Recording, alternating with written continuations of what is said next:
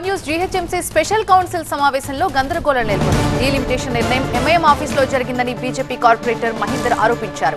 BJP corporators పై మండిపడ్డారు MIM corporators. Gazette papers ని చించేశారు BJP corporators. GHMC council సమావేశాన్ని వాయిదా వేశారు మేయర్. జీహెచ్ఎంసీ ఆఫీస్ ఎదుట బీజేపీ కార్పొరేటర్స్ ఆందోళన వ్యక్తం చేశారు.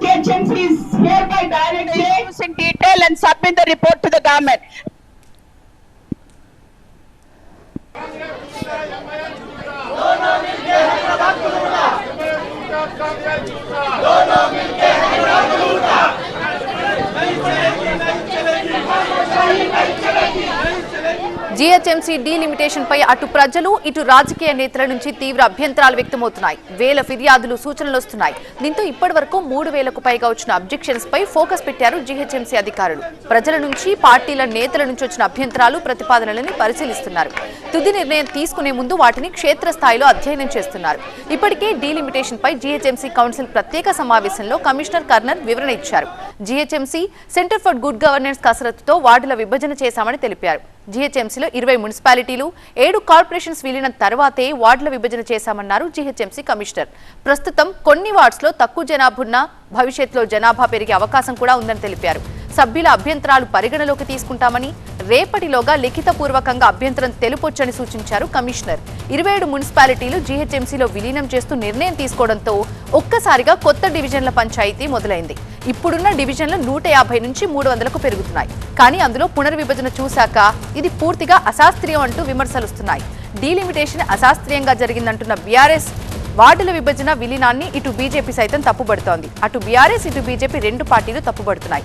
మజ్లీస్ పార్టీకి అనుకూలంగా పునర్విభజన జరిగిందని బీజేపీ అంటోంది. ఇటు వార్డుల పేర్ల మార్పుపై ఎంఐఎంకి చాలా అభ్యంతరాలున్నాయి.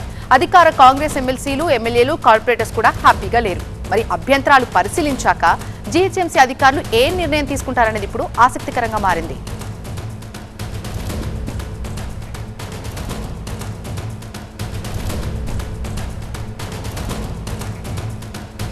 పూర్తి అప్డేట్స్ అందించడానికి మా ప్రతినిధి లక్ష్మీకాంత్ జీహెచ్ఎంసీ ఆఫీస్ దగ్గర నుంచి లైవ్ లో సిద్ధంగా ఉన్నారు. లక్ష్మీకాంత్, అక్కడ సిచ్యువేషన్ ఏ విధంగా ఉంది? గందరగోళం పరిస్థితులన్నీ సెట్ అయిపోయాయా? అండ్ వీటన్నింటినీ పరిశీలించిన తర్వాత గవర్నమెంట్ ఎలాంటి డెసిషన్ తీసుకునే ఛాన్సెస్ ఉన్నాయి? ప్రస్తుతం నేను గ్రేటర్ హైదరాబాద్ మున్సిపల్ కార్పొరేషన్లో ఉన్నాను. ఇంకా గందరగోళ వాతావరణం కొనసాగుతున్నది. ఉదయం నుంచి కూడా ఇక్కడ దాదాపు 6 గంటల పాటు సుదీర్ఘంగా డీలిమిటేషన్ వ్యవహారం పైన చర్చలు జరిగాయి.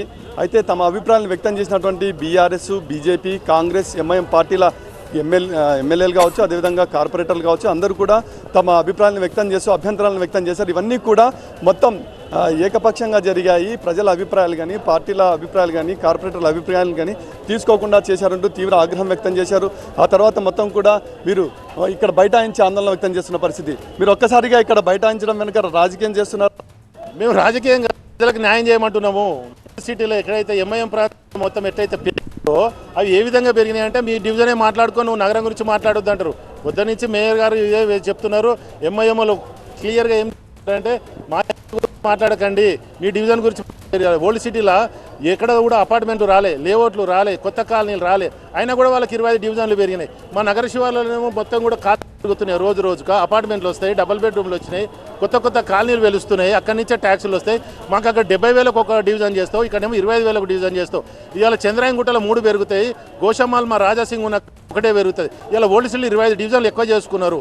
అందుకని ఇక్కడ చూస్తున్నాం మనం మీ చేతిలో ఈ మ్యాప్లకు సంబంధించిన ప్రతులు కావచ్చు, గజెట్ నోటిఫికేషన్లు కావచ్చు, ఈ విధంగా కౌన్సిలర్లలో మొత్తం కూడా గందరగోళం పరిస్థితి. మొత్తం ఫస్ట్ మొదటగా మీరు మ్యాప్లను, గజెట్లను చించివేయడం ఎందుకు?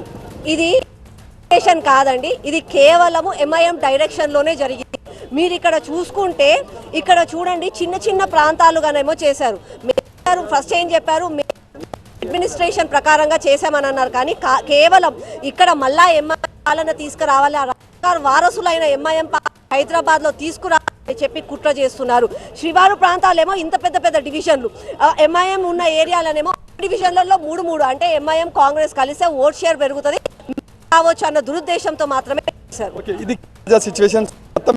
ఇక్కడ చూసుకుంటే గ్రేటర్ హైదరాబాద్ మున్సిపల్ కార్పొరేషన్ 650 కిలోమీటర్లు ఉంటే, అయితే ఇక్కడ 4 లక్షల జనాభా ఉన్నారు. అయితే 2053 చదరపు కిలోమీటర్లకు విస్తరించినప్పుడు కేవలం 34 లక్షలు మాత్రమే, 10 లక్షలు మాత్రమే పెరిగింది. అయితే ఆ లెక్కను చూసుకుంటే ఇక్కడ దాదాపు 600 డివిజన్లు కావాలి.